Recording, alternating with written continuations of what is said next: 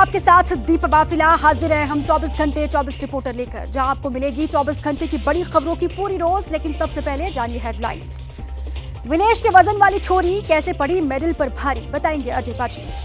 क्या विनेश फोगाट के साथ कोई साजिश हुई, विपक्ष के आरोपों की खबर आपको बताएंगे अभिषेक उपाध्याय। जिसने फिल्म में बांग्लादेश के संस्थापक मुजीबुर रहमान का रोल निभाया, उसे किसने मार डाला, मनोज्ञा लोईवाल ये पूरी खबर आप तक पहुंचाएंगी। हानिया के बाद वो कौन है जिसके एक इशारे पर आग बरसाएगा हमास, बताएंगे शगुन शर्मा। लेकिन सबसे पहले सबसे बड़ी खबर, विनेश फोगाट को ओलंपिक से बाहर किए जाने के मामले की संसद में सुनाई दी गूंज।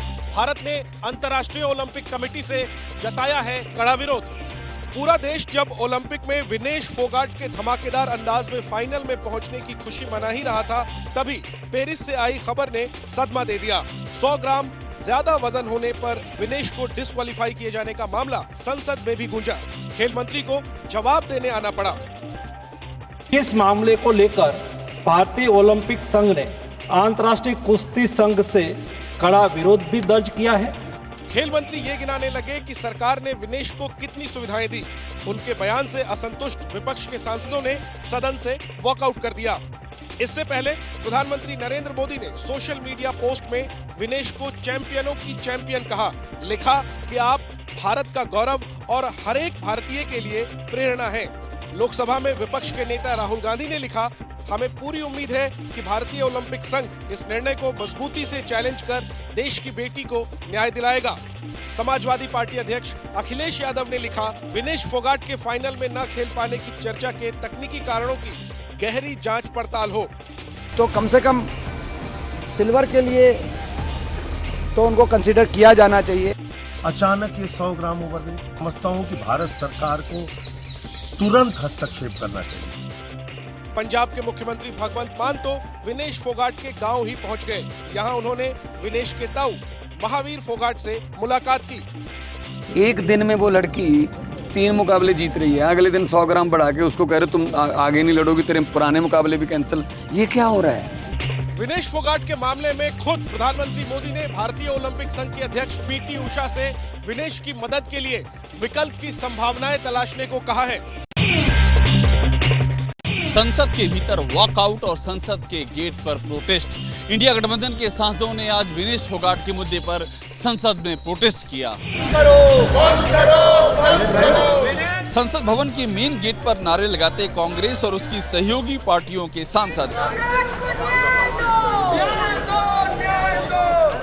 विपक्षी सांसदों ने विनेश फोगाट को न्याय देने के मुद्दे पर प्रदर्शन किया। कांग्रेस ने सोशल मीडिया साइट एक्स पर विनेश फोगाट वाले प्रकरण को भारतीय खेल इतिहास के लिए ब्लैक डे करार दिया। कांग्रेस के सांसदों ने तो इस पूरे एपिसोड में साजिश की भी आशंका जताई है। मुझे पता नहीं ये टेक्निकली क्या हो गया, ये वजन की वजह से कैसे कुछ खाए पिए, पता नहीं कैसे हो सकता है ऐसी चीजें। लेकिन इसमें तो कोचेज और दूसरों की भी जिम्मेदारी होगी ना। जिस तरीके से किया गया इसके पीछे किसी साजिश से इनकार नहीं किया जा सकता। हालांकि सुबह जब कांग्रेस के सांसद संसद पहुंचे तो माहौल बदला हुआ था। उस वक्त वो विनेश फोगाट के धमाकेदार अंदाज में फाइनल में पहुंचने पर खुशियां जता रहे थे। विनेश के पोस्टर हाथों में लेकर वो उनसे गोल्ड मेडल की कामना कर रहे थे। भारतीय ओलंपिक संघ ने बताया कि विनेश फोगाट का वजन कम करने के लिए सिर्फ 12 घंटे का वक्त था और इसमें जितनी कोशिश हो सकती थी वो की गई। पेरिस ओलंपिक्स की डबल मेडलिस्ट मनु भाकर सुबह भारत लौटी। इस दौरान दिल्ली के इंदिरा गांधी इंटरनेशनल एयरपोर्ट पर उनका जोरदार स्वागत हुआ। गले में फूलों की माला, दोनों हाथों में थामे ओलंपिक मेडल और स्वागत में बजते ढोल नगाड़े। पेरिस ओलंपिक्स में 2 ब्रॉन्ज मेडल पर निशाना लगाने वाली मनु भाकर का देश लौटने पर शानदार स्वागत हुआ। एयरपोर्ट से बाहर आने पर मनु भाकर खुली जीप में सवार होकर निकली। इस दौरान उनके कोच जसपाल राणा भी मौजूद रहे।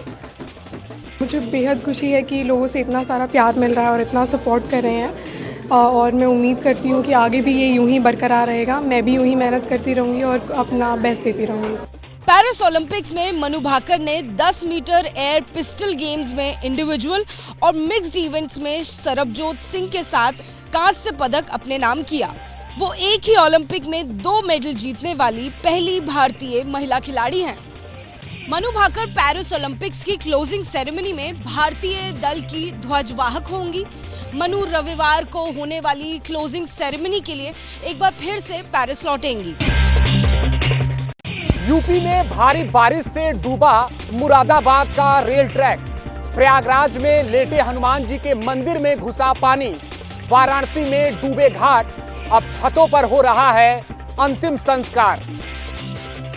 रेलवे स्टेशन पर पंप के जरिए पानी निकाला जा रहा है। ये तस्वीर उत्तर प्रदेश के मुरादाबाद रेलवे स्टेशन की। मूसलाधार बारिश के बाद मुरादाबाद में रेल ट्रैक डूब गया। रेलवे स्टेशन के आसपास पानी भर गया। पानी निकालने के लिए रेलवे प्रशासन को पंप की मदद लेनी पड़ी।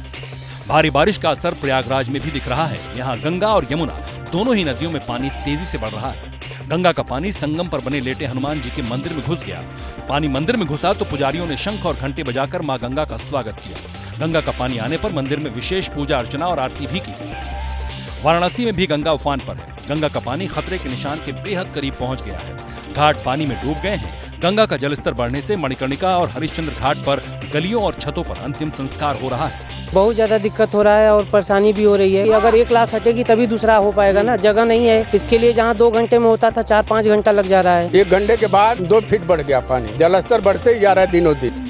गंगा का पानी बढ़ने से दशाश्वमेध घाट पर 5वीं बार गंगा आरती की जगह बदली गई। घाट पानी में डूब गया। अब गंगा आरती को दशाश्वमेध घाट की छत पर किया जा रहा है। कन्नौज और कानपुर में गंगा खतरे के निशान के करीब पहुंच चुकी हैं। पहाड़ी क्षेत्रों में हो रही लगातार बारिश के कारण गंगा के जलस्तर में वृद्धि देखी जा रही है। बिहार से कर्नाटक तक भारी बारिश का कहर। सासाराम में ब्लड बैंक में घुसा पानी। कर्नाटक में काली नदी पर बने पुल का एक हिस्सा गिरा। रोहतास में तुतला भवानी वाटरफॉल का ये रौद्र रूप मनमोहक दिख रहा है। बारिश के मौसम में सैलानी वाटरफॉल को देखने पहुंचते हैं। बुधवार को भी कई सैलानी यहां पहुंचे थे। झरने में नहा रहे थे, लेकिन तभी भारी बारिश के बाद यहां उफान आ गया। वाटरफॉल के आसपास मौजूद लोगों को निकाला गया। प्रशासन ने वाटरफॉल के आसपास जाने पर बैन लगा दिया। भारी बारिश के बाद सासाराम का सदर अस्पताल झील में तब्दील हो गया। अस्पताल के पोस्टमार्टम हाउस में भी पानी घुस गया। मरीजों को वार्ड तक आने जाने के लिए पानी में उतरकर जाना पड़ा। किशनगंज में बेलवाड़ी गांव को जोड़ने के लिए कनकई नदी पर बना पुल का अप्रोच मार्ग पानी में बह गया। रास्ता बह जाने से आसपास के कई गांवों के लोगों को भारी परेशानी हो रही है। नदी में डूबा पुल ये तस्वीर बिहार की नहीं कर्नाटक की है। भारी बारिश के कारण कर्नाटक के उत्तर कन्नड़ा जिले में काली नदी पर बने पुल का एक हिस्सा ढह गया। इस दौरान ब्रिज क्रॉस कर रहा ट्रक काली नदी में गिर गया। ट्रक ड्राइवर को लोकल मछुआरों की मदद से निकाला गया। गोवा और कर्नाटक को जोड़ने के लिए काली नदी पर यह पुल 40 साल पहले बना था। काली नदी पर बने पुल का हिस्सा नदी में गिरने के बाद नेशनल हाईवे 66 पर ट्रैफिक जाम लग गया। उत्तराखंड में खराब मौसम से बड़ी परेशानी। सोनप्रयाग में मंदाकिनी नदी पर बना पुल बहा। रुद्रपुर की कई बस्तियों में भरा पानी। गुस्से में उफनती मंदाकिनी। पहाड़ पर लगातार हो रही बारिश से मंदाकिनी का जलस्तर बढ़ता ही जा रहा है। केदारनाथ में रेस्क्यू के लिए चंद दिन पहले सेना के जवानों ने सोनप्रयाग में अस्थायी पुल बनाया था। भारी बारिश के बाद उफनती मंदाकिनी अपने साथ ये पुल भी बहा ले गई। खराब मौसम के बीच भी केदारनाथ पैदल मार्ग में फंसे लोगों का रेस्क्यू ऑपरेशन जारी है। एसडीआरएफ की टीम केदारनाथ पैदल यात्रा मार्ग में फंसे लोगों को निकाल रही है। साथ ही फंसे हुए स्थानीय लोगों को भी निकाला जा रहा है। भारी बारिश के कारण रुद्रपुर में संजय नगर, खेड़ा, 3 पानी डैम, आजाद नगर, शक्ति विहार, जगतपुरा समेत कई बस्तियों में पानी भर गया। जगतपुरा में फंसे लोगों को निकालने के लिए एसडीआरएफ की टीम को बुलाना पड़ा। यहाँ एसडीआरएफ ने 40 से ज्यादा लोगों को रेस्क्यू किया। 7-8 फीट पानी भरा है उनके घरों में, तो लोग छतों पर बैठे हैं, तो उनको हमने आवाज़ देकर सभी को राप्ती की मदद से उनको लेकर आए हम। खराब मौसम के कारण पहाड़ भी दरक रहे हैं। बद्रीनाथ हाईवे के गोचर कमेड़ा के पास बड़ा लैंडस्लाइड से बड़ा हादसा हुआ। यहाँ पहाड़ से गिरे बोल्डर की चपेट में एक गाड़ी आ गई। गाड़ी में सवार लोगों ने भागकर अपनी जान बचाई। भारी बारिश और जगह जगह मलबा आने से उत्तराखंड की 85 सड़कें बंद है। इन सड़कों की मरम्मत और उन्हें खोलने के लिए लगातार कोशिशें हो रही हैं। मूसलाधार बारिश से राजस्थान के कई जिलों में बाढ़ जैसे हालात। जम्मू में कई नदी नाले उफान पर। हिमाचल प्रदेश के रामपुर में रेस्क्यू ऑपरेशन जारी।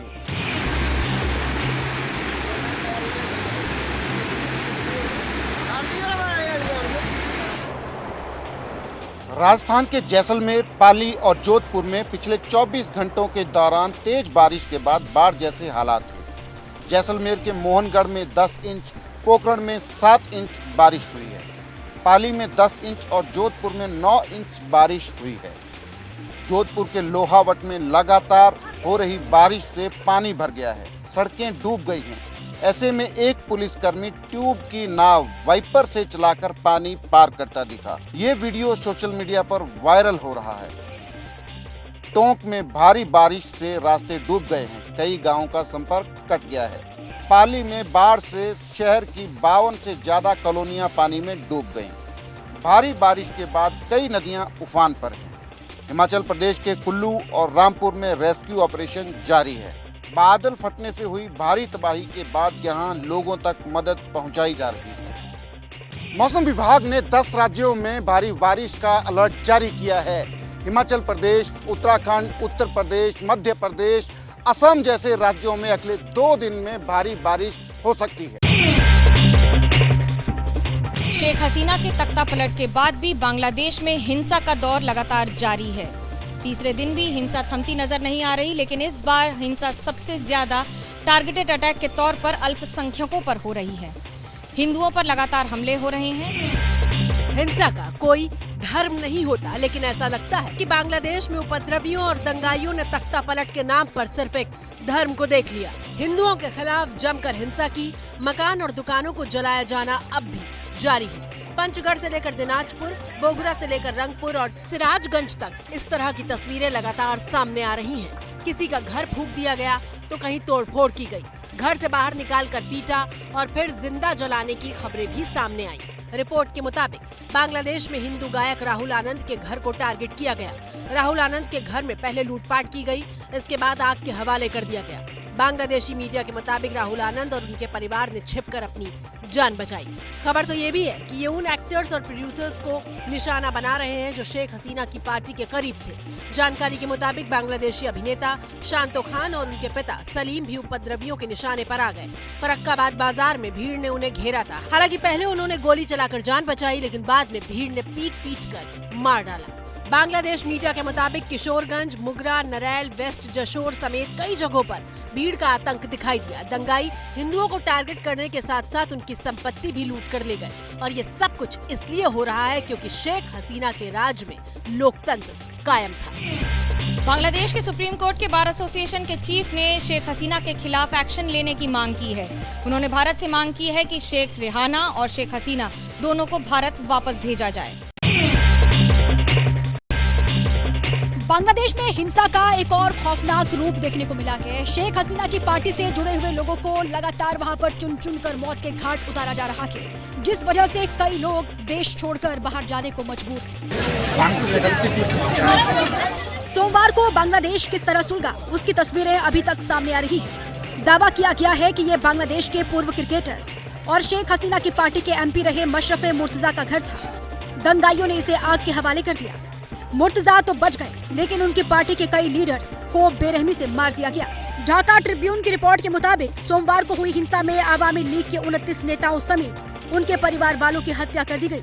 सतकीरा में 10 लोगों को मारा गया।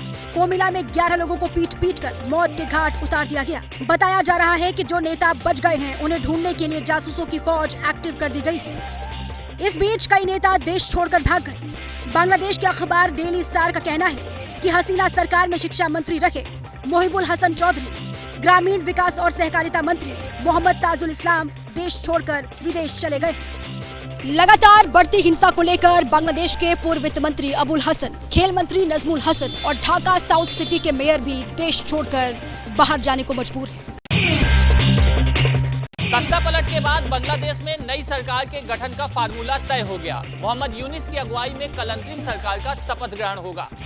बांग्लादेश की आर्मी ने नई सरकार का चेहरा मोहरा तय कर दिया। फ्रांस में मोहम्मद यूनिस को फोन गया, कहा गया कि उन्हें 15 मेंबर वाली काउंसिलिंग का चीफ एडवाइजर बनाया जाएगा। यूनिस ने तुरंत ढाका की फ्लाइट पकड़ ली। कहा ढाका जाकर सिचुएशन देखेंगे। I'm looking forward to going back home and see what's happening there and how we can organize ourselves to get out of the trouble that we are in. Mohammad Younis ऐसे वक्त पर कमान संभालेंगे जब ढाका में सिविल वार जैसे हालात हैं। सड़कों पर ट्रैफिक नॉर्मल होता दिखाई दिया, लेकिन ट्रैफिक संभालने वाले गायब थे। जिन छात्रों ने हसीना की सत्ता के खिलाफ आंदोलन किया, वही ट्रैफिक संभालते दिखाई दिए।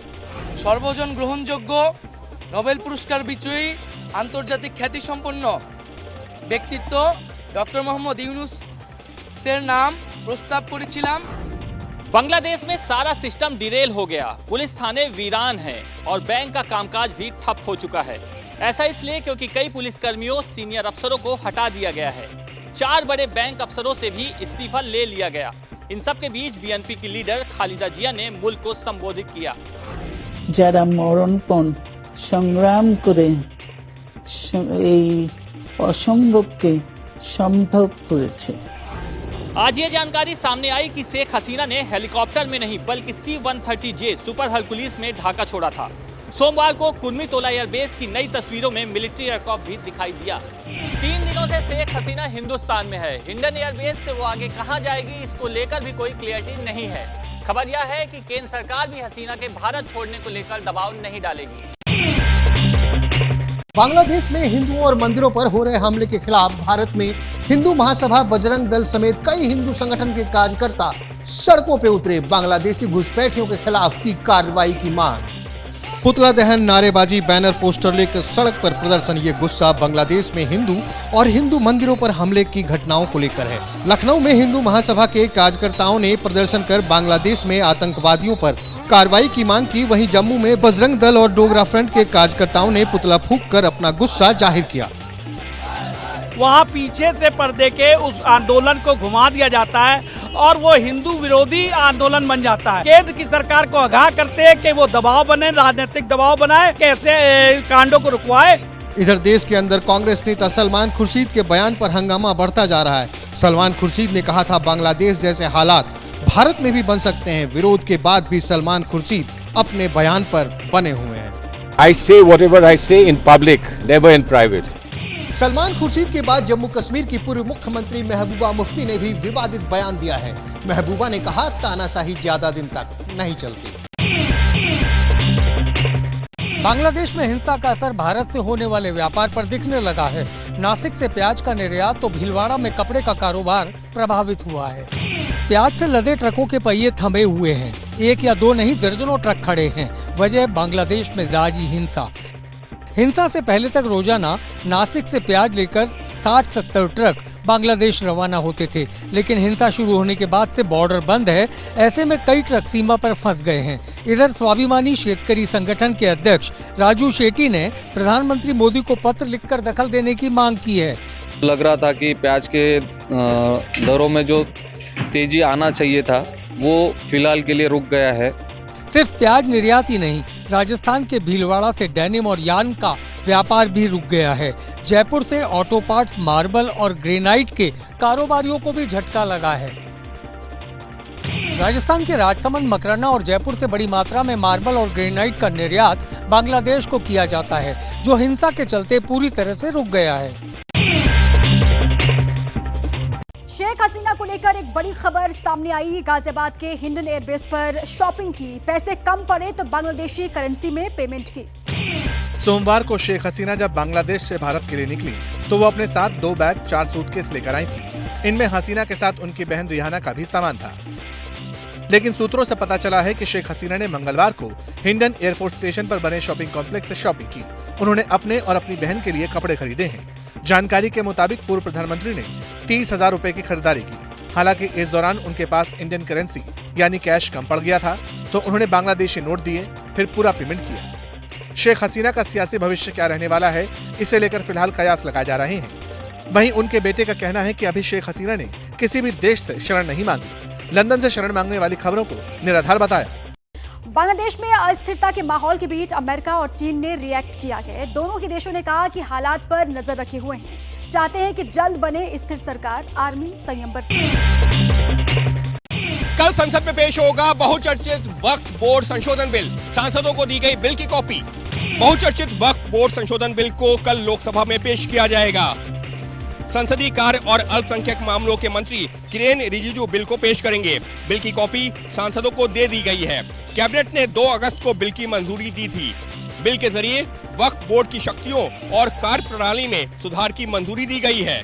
कुल 44 बदलाव हुए हैं, 44 अमेंडमेंट हुए हैं सेक्शंस में। वक्फ एक्ट में बदलाव की चर्चा के बाद से ही विरोधियों ने सरकार के खिलाफ मोर्चा खोला हुआ है। हालांकि कई संगठन कह रहे हैं कि पहले भी वक्फ एक्ट में बदलाव हुआ है। तो अभी अगर वक्फ बोर्ड में कोई अमेंडमेंट हो रहा है तो इसको किसी भी तरीके से नेगेटिव सेंस में लेने की ज़रूरत नहीं है। मुझे ऐसा लगता है कि हमको सरकार पर भरोसा होना चाहिए। शावरत के बगैर और उलमा को कॉन्फिडेंस में लिए बगैर इस कानून में तरमीमात की बात और बिल लाया गया है। वैसे तो साल 1995 और साल 2013 में भी वक्फ एक्ट में संशोधन किया गया था, लेकिन इस बार वक्फ एक्ट के तहत वक्फ बोर्ड को जो अनियंत्रित शक्तियां मिली हुई हैं, उनको कम करने की चर्चाओं के चलते इस बिल का खासा विरोध हो रहा है। मुंबई से सटे उल्लासनगर में रैश ड्राइविंग का विरोध करने पर कार चालक ने बाइक सवार की जान लेने की कोशिश की। घटना सीसीटीवी में कैद। पेट्रोल पंप पर लगे सीसीटीवी में रात के 2:51 और 41 सेकंड पर कैद हुई तस्वीरों पर गौर कीजिए। सफेद रंग की कार बाइक को घसीटते हुए दिख रही है, फिर पीछे हट जाती है, लेकिन जैसे ही जमीन पर गिरे दोनों बाइक सवार खड़े होते हैं, कार तेजी से आगे बढ़ती है, फिर यू टर्न लेती है और तेजी से एक बाइक सवार के पीछे आती है। ऐसे में बाइक सवार युवक ने तेजी से पेट्रोल पंप की ओर भागकर अपनी जान बचाई, लेकिन कार चालक वहां से हटता वो एक फिर बाइक सवार को कुचलने की कोशिश करता। इस बार बाइक सवार सड़क की दूसरी ओर भागता है। ये घटना मुंबई से सटे उल्लासनगर की है। 4 व्हीलर वाला मेरे को कट मार के गया, पीछे से आया और हमको डायरेक्ट ठोक दिया उसने। कार की टक्कर में पीड़ित रोहन शिंदे के चेहरे, कंधे और पैर पर कई चोटें आई हैं, लेकिन हैरान करने वाली बात यह है कि सीसीटीवी फुटेज होने के बाद भी पुलिस ने केस दर्ज नहीं किया है। दादर रेलवे स्टेशन पर सूटकेस में लाश मिलने के मामले में नया वीडियो आया सामने। रेलवे स्टेशन पर ट्रेन पकड़ने की कोशिश करता दिखा आरोपी। पिंक टी शर्ट में रेलवे प्लेटफॉर्म पर लाल रंग के ट्रैवल बैग को खींच रहे शख्स की चाल से जाहिर है कि बैग का वजन काफी ज्यादा है। युवक की चाल और हड़बड़ी से आरपीएफ को संदेह हुआ। युवक को रोककर बैग की तलाशी ली गई तो उसमें एक युवक की लाश थी। जांच में बैग से निकली लाश की पहचान अरशद अली के रूप में हुई है। वहीं बैग ले जा रहे युवक की पहचान जय प्रवीण चावड़ा के रूप में हुई है। हत्या के मामले में आरोपी एक साथी शिवजीत सुरेंद्र सिंह को भी गिरफ्तार किया गया है। बताया जा रहा है कि आरोपियों ने अरशद अली को घर पर पार्टी के लिए बुलाया था। एक महिला मित्र को लेकर कहासुनी हुई, जिसके बाद आरोपियों ने अरशद की हत्या कर दी। जांच में पता चला है कि आरोपी जय प्रवीण चावड़ा अपने साथी शिवजीत सुरेंद्र के साथ तुतारी एक्सप्रेस पकड़ने वाला था, लेकिन उससे पहले आरपीएफ ने पकड़ लिया। आंध्र प्रदेश के विशाखापट्टनम में छात्रों के 2 गुट आपस में भिड़ गए। दोनों ओर से एक दूसरे पर जमकर लात और घूंसे चलाए गए।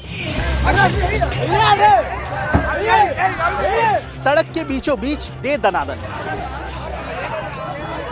जिसे जो हाथ लगा उसी पर घूंसे बरसा दिए। तस्वीरें विशाखापट्टनम के बंजी जंक्शन के पास की हैं। तस्वीरों में मारपीट कर रहे छात्रों के पीठ पर बैग है, तो वहीं ज्यादातर की ड्रेस एक रंग की है, जिससे जाहिर है कि ये किसी स्कूल या कॉलेज के छात्र हैं। वहीं सड़क के बीचों बीच मारपीट से ट्रैफिक जाम हो गया। हालांकि अब तक ये साफ नहीं है कि इस सड़क पर छात्रों के बीच हुई मारपीट के पीछे की असली वजह क्या है। इधर वीडियो वायरल होने के बाद पुलिस एक्शन में है। फुटेज के आधार पर छात्रों की पहचान की जा रही है। विशाखापट्टनम में सरेराह हुई इस मारपीट का वीडियो सोशल मीडिया पर वायरल हो रहा है। वहीं दूसरी तरफ स्थानीय लोग इस मारपीट में शामिल छात्रों पर कार्रवाई की मांग कर रहे हैं। लोकसभा में टीएमसी सांसद कल्याण बनर्जी ने ईडी की कार्रवाई को लेकर सरकार को घेरा। बनर्जी ने कहा कि ईडी एक्शन नहीं, फोटो सेशन कर रही है। ईडी जाता है रेड करने के लिए, फोटोग्राफर को ले जाता है, फोटो खींचता है, अरेस्ट करता है, फोटो खींचता है, उसका बाद तो कुछ नहीं है। ईडी आके खींच मेरी फोटो, खींच मेरी फोटो, खींच मेरी फोटो, खींच, और कुछ नहीं करता है ये लोग। लोकसभा के अंदर टीएमसी सांसद कल्याण बनर्जी ही कुछ इसी अंदाज में ईडी के एक्शन को लेकर केंद्र सरकार पर बरसे। कल्याण बनर्जी ने कहा, ईडी के अधिकारी रेड के नाम पर सिर्फ और सिर्फ फोटो सेशन कर रहे हैं, फोटोग्राफर के साथ सिर्फ और सिर्फ फोटो खिंचा रहे हैं, जबकि हकीकत में ईडी की ओर से दर्ज कई केस ऐसे हैं जिनमें लंबा वक्त बीतने के बाद भी अब तक ट्रायल शुरू नहीं हो सका है। 2021 the persons who have been arrested and criminal cases ED has commenced the case. Why? After 3 years even trial has not been begun. Why? ऐसा पहली बार नहीं है कि जब पश्चिम बंगाल की सत्ता पर काबिज टीएमसी के नेताओं ने ईडी की कार्रवाई पर सवाल उठाए हो। इस बार सवाल ईडी के अधिकारियों की कार्रवाई से ज्यादा उनकी मंशा पर है। एनसीईआरटी की किताबों से संविधान की प्रस्तावना हटाने के मुद्दे पर छिड़ गया है घमासान। कांग्रेस अध्यक्ष मल्लिकार्जुन खड़गे ने मामला आज संसद में उठाया। शिक्षा विभाग के द्वारा एनसीईआरटी के एक दिन पहले जिस मुद्दे पर केंद्रीय शिक्षा मंत्री धर्मेंद्र प्रधान सफाई दे चुके थे, उसे आज राज्यसभा में नेता विपक्ष मल्लिकार्जुन खड़गे ने उठाया। उन्होंने इल्जाम लगाया कि एनसीईआरटी के टेक्स्ट बुक्स में संविधान के प्रियम्बल यानी प्रस्तावना को हटाया गया। ये जो एनसीईआरटी की टेक्स्ट बुक्स में संविधान के प्रियम्बल को हटाया गया है और टेक्स्ट बुक्स में संविधान का प्रियम्बल अब तक प्रिंट हुआ करता था। पहले आरएसएस और बीजेपी अपनी सांप्रदायिक विचारधारा को देश के लोगों पर थोपने के लिए पाठ्यक्रम के साथ छेड़छाड़ कर रही है। खड़गे ने इस मुद्दे पर सरकार से मांग की कि वो सदन में इस बारे में सफाई दे और किताबों से संविधान की प्रस्तावना हटाने के अपने कदम को वापस ले। हालांकि इस मुद्दे पर केंद्रीय शिक्षा मंत्री Dharmendra Pradhan social media site x पर एक दिन पहले ही विस्तार से लिख चुके थे। उन्होंने लिखा था, बच्चों के समग्र विकास के लिए एनईपी के दृष्टिकोण का पालन करते हुए इन सभी पहलुओं को आयु वर्ग के हिसाब से पाठ्य पुस्तकों में रखा जा रहा है। कांग्रेस शिक्षा जैसे विषय को भी अपने झूठ की राजनीति के लिए इस्तेमाल कर रही है। खड़गे के लगाए इल्जाम पर शिक्षा मंत्री आज फिर बोले, अभी भी जो नए पाठ्य पुस्तक आए हैं कक्षा 6 की, उसमें भी प्रियम्बल है, कॉन्स्टिट्यूशन की, संविधान की कोर वैल्यूज ये भी प्रतिनिधित्व करते हैं। सारा विषय को रखा गया है। तथ्य जो पढ़ रहे हो तथ्य नहीं था। संविधान वाला मुद्दा हाल के लोकसभा चुनाव में बहुत गूंजा था। अब तो मामला बच्चों को स्कूल में पढ़ाई जाने वाली किताबों तक आ गया है। महाराष्ट्र विधानसभा चुनाव के लिए सीट शेयरिंग को लेकर दिल्ली से मुंबई तक हलचल है। दिल्ली में कांग्रेस नेताओं से उद्धव ठाकरे मिले तो दूसरी तरफ मुंबई में एमयूए के नेताओं की बैठक हुई। दिल्ली दौरे के दूसरे दिन उद्धव ठाकरे कांग्रेस अध्यक्ष मल्लिकार्जुन खड़गे से मिलने पहुंचे। खड़गे के घर राहुल गांधी, केसी वेणुगोपाल भी मौजूद थे। यहां उद्धव और कांग्रेस नेताओं के बीच महाराष्ट्र में सीट शेयरिंग को समेत दूसरे मुद्दे पर चर्चा हुई। कांग्रेस नेताओं से मुलाकात से पहले उद्धव ने बांग्लादेश को लेकर मोदी सरकार पर निशाना साधा। बांग्लादेश में हिंदुओं के ऊपर जो अत्याचार हो रहे तो उनकी रक्षा करने की जिम्मेदारी अपने केंद्र सरकार की है, मोदी जी की है। आज दिन में उद्धव ठाकरे ने आम आदमी पार्टी के सांसद संजय सिंह से भी मुलाकात की। जो आने वाले दिनों में चुनाव है 3 राज्यों में और फिर दिल्ली में, हमारी भूमिका रहेगी बीजेपी हारे बस। जिस वक्त उद्धव ठाकरे दिल्ली में इंडिया गठबंधन नेताओं से मुलाकात कर रहे थे, उसी वक्त महाराष्ट्र में भी एमयूए की बैठक हुई। शिवसेना यूबीटी के दफ्तर शिवालय में हुई बैठक में शरद पवार वाली एनसीपी और कांग्रेस नेता भी शामिल हुए। आजपासून सुरुवात होते, छोटा भाऊ मोठा भाऊ होणार नाही या ठिकाणी जी काही मेरिटच्या आधारावर, कारण की लोकसभेतही काँग्रेसच्या वतीने ते सांगण्यात येत होतं की आपण चर्चा है कि उद्धव ठाकरे चाहते हैं कि चुनाव से पहले एमयूए मुख्यमंत्री पद के चेहरे का ऐलान करे, लेकिन इससे पहले ही पवार और कांग्रेस ने इनकार किया है। 4 राज्यों के विधानसभा चुनाव की तैयारी में है बीजेपी। चुनाव के ऐलान से पहले ही बीजेपी जारी कर सकती उम्मीदवारों की पहली सूची। महाराष्ट्र, हरियाणा और झारखंड विधानसभा चुनाव के लिए बीजेपी बड़ा दांव खेल सकती है। सूत्रों के मुताबिक इन राज्यों में बीजेपी चुनाव के ऐलान से पहले उम्मीदवार घोषित कर सकती है। हरियाणा में 20, महाराष्ट्र में 30 से 40, झारखंड में 25 सीटों पर बीजेपी पहले उम्मीदवार घोषित कर सकती है। चुनाव से पहले बीजेपी उन सीटों पर अपने उम्मीदवार उतार सकती है जहां पिछले चुनाव में पार्टी को हार मिली थी या कम वोट से बीजेपी उम्मीदवार जीते थे। बीजेपी मध्य प्रदेश, छत्तीसगढ़ और राजस्थान के विधानसभा चुनाव में भी यही दांव आजमा चुकी है। क्या केजरीवाल ने अपना उत्तराधिकारी तय कर लिया है? जेल से केजरीवाल ने एलजी को जो चिट्ठी लिखी है उसके कई मायने निकाले जा रहे हैं। दिल्ली के मुख्यमंत्री अरविंद केजरीवाल शराब घोटाले के केस में तिहाड़ जेल में हैं। ऐसे में सबसे बड़ा सवाल ये है कि स्वतंत्रता दिवस के मौके पर दिल्ली सरकार की तरफ से झंडा कौन फहराएगा। लेकिन इसका समाधान खुद अरविंद केजरीवाल ने जेल में बैठकर सुझाया है। सीएम केजरीवाल ने दिल्ली के उपराज्यपाल विनय कुमार सक्सेना को चिट्ठी लिखी है। ये चिट्ठी केजरीवाल ने 15 अगस्त पर दिल्ली में झंडा फहराने को लेकर लिखी है। केजरीवाल ने एलजी को लिखा है कि 15 अगस्त को मेरी जगह मंत्री आतिशी झंडा फहराएंगी। आतिशी पहली बार मंत्री बनी है। उनके पास इस समय 6 विभागों की जिम्मेदारी है। लोक निर्माण विभाग, ऊर्जा विभाग, शिक्षा विभाग, पर्यटन विभाग, महिला और बाल विकास विभाग, कला, संस्कृति और भाषा। आतिशी से ज्यादा विभागों की जिम्मेदारी कैलाश गहलोत के पास है, जिन्हें केजरीवाल ने 8 विभाग सौंपे हैं। लेकिन सीएम केजरीवाल की जेल से एलजी को लिखी चिट्ठी के बाद ये अटकलें लगाई जाने लगी हैं कि क्या वाकई केजरीवाल ने दिल्ली में आतिशी को अपना उत्तराधिकारी चुन लिया है। 15 अगस्त को सीएम केजरीवाल की जगह आतिशी के झंडा फहराने का मतलब है कि केजरीवाल ने आतिशी का कद बढ़ा दिया है। महाराष्ट्र में विधानसभा चुनाव से पहले पवार वर्सेस पवार। अजीत पवार के बाद अब शरद पवार भी निकालेंगे यात्रा। विधानसभा चुनाव से पहले महाराष्ट्र में जमीन पर अपनी पार्टी को मजबूत करने के लिए शरद पवार यात्रा पर निकलेंगे। शरद पवार के गुटवाली एनसीपी ने शिव स्वराज यात्रा का ऐलान किया है। 9 अगस्त से यात्रा की शुरुआत होगी। यात्रा की शुरुआत छत्रपति शिवाजी के जन्म स्थान पुणे के शिवनेरी से होगी। पहले चरण में यात्रा पुणे, सोलापुर, मराठवाड़ा को कवर करेगी। 2019 में भी चुनाव से पहले एनसीपी ने शिव स्वराज यात्रा निकाली थी। हम एक शिव स्वराज यात्रा चालू कर रहे हैं। 2019 में हमने ऐसी यात्रा चालू की थी और ये अब उसका पार्ट 2 है, ऐसा आप कह सकेंगे। डिप्टी सीएम अजीत पवार 8 अगस्त से जन सम्मान यात्रा निकाल रहे हैं। शरद पवार गुट की शिव स्वराज यात्रा को अजीत पवार की यात्रा का जवाब समझा जा रहा है। मैं उनको अड़चन में नहीं लाना चाहता हूं। जो आने वाले वो आ जाएंगे, जो नहीं आने वाले वो उधर रह जाएंगे। लोकसभा चुनाव में शरद पवार गुट ने 10 सीटों पर चुनाव लड़कर 8 सीटें जीती थी, जबकि अजीत पवार गुट महज 1 सीट जीती थी। संगठन में जोश भरने के लिए यूपी में कार्यकर्ताओं को साहब बनाएगी भाजपा। जल्द ही बीजेपी कार्यकर्ताओं को बोर्ड, निगम, निकाय, आयोग, गन्ना समितियों और गन्ना परिषदों में नियुक्ति दी जाएगी। संगठन में जोश भरने के लिए उत्तर प्रदेश में बीजेपी जल्द ही निगम, आयोग और निकायों में कार्यकर्ताओं की नियुक्ति करेगी। पहले चरण में 4 आयोग के अध्यक्ष, उपाध्यक्ष और सदस्य की नियुक्ति होगी। महिला आयोग, पिछड़ा वर्ग आयोग, अनुसूचित जात जनजाति आयोग में भाजपा कार्यकर्ताओं को समायोजित किया जाएगा।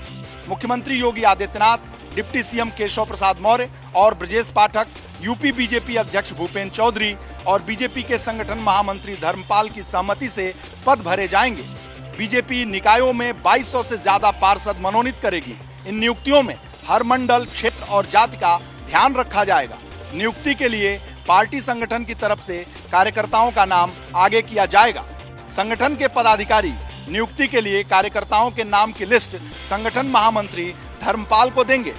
लोकसभा चुनाव में यूपी में बीजेपी के खराब प्रदर्शन के लिए इन कार्यकर्ताओं की नाराजगी और उदासीनता को एक प्रमुख कारण माना गया है। भाजपा इन नियुक्तियों के जरिए कार्यकर्ताओं में उत्साह और संगठन को मजबूत करना चाहती है।